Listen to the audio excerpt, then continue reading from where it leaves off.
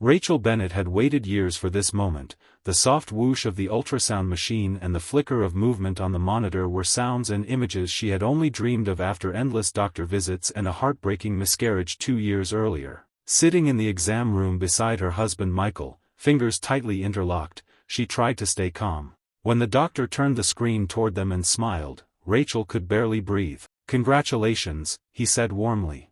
"You're having twins." Rachel gasped, her heart pounding with joy. Tears filled her eyes as she turned to Michael, who was equally stunned. They had hoped for one, prayed for even the slimmest chance, but two? It felt like a reward for every tear and every sleepless night filled with doubt. They floated home in a haze of happiness, already planning nursery themes, picking out names, and reading up on life with multiples. Over the next few weeks, Rachel's belly grew quicker than expected, and her fatigue was unusually intense. At her 20-week scan, she joked with the doctor, "They feel more like triplets with how much they're kicking." Dr. Simmons laughed lightly but soon grew quiet as he studied the screen more closely. Rachel noticed the way his smile faded just slightly, and her heart skipped. "Is everything all right?" she asked.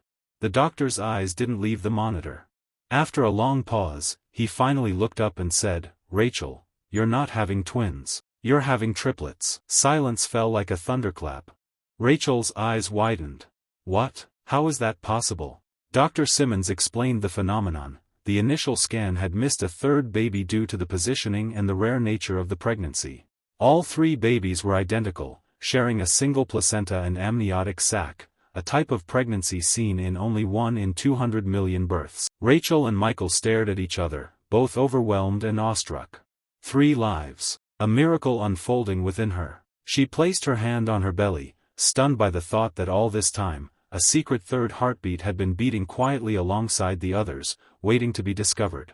And now, the journey was no longer just special, it was something truly extraordinary. The news of the triplets rippled through Rachel and Michael's lives like a powerful tide, sweeping away their neatly laid plans and replacing them with awe, fear, and fierce determination. Rachel's once joyful pregnancy now came with intense monitoring, weekly scans, and the ever-present awareness that a monochorionic pregnancy, where all 3 babies shared a single placenta and amniotic sac, was considered one of the riskiest known to modern medicine. But through every appointment, the doctors were stunned by how synchronized the babies were. Their heartbeats rose and fell together, their movements mirrored, and despite the tight quarters, they seemed to thrive in unison.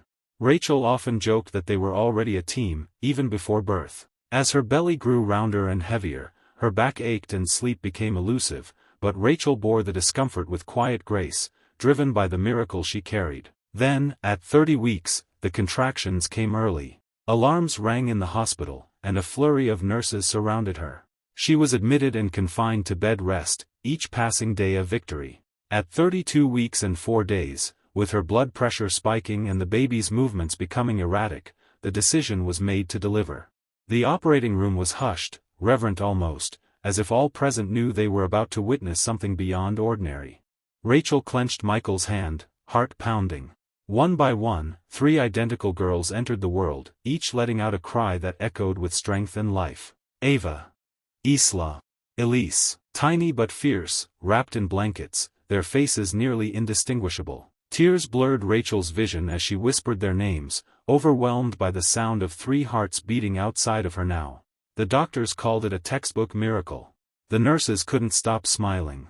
The story made headlines, a 1 in 200 million birth, delivered safely, thriving, and whole. But to Rachel and Michael, none of that mattered as much as the moment they sat in the NICU, side by side, holding their daughter's tiny fingers through the incubators. In that moment, no cameras flashed, no monitors beeped louder than their hearts. It wasn't just the story of rare science or medical triumph. It was the story of love, of faith rewarded, and of 3 little girls who proved that the extraordinary sometimes lives quietly, hidden in the smallest of places, waiting to be seen.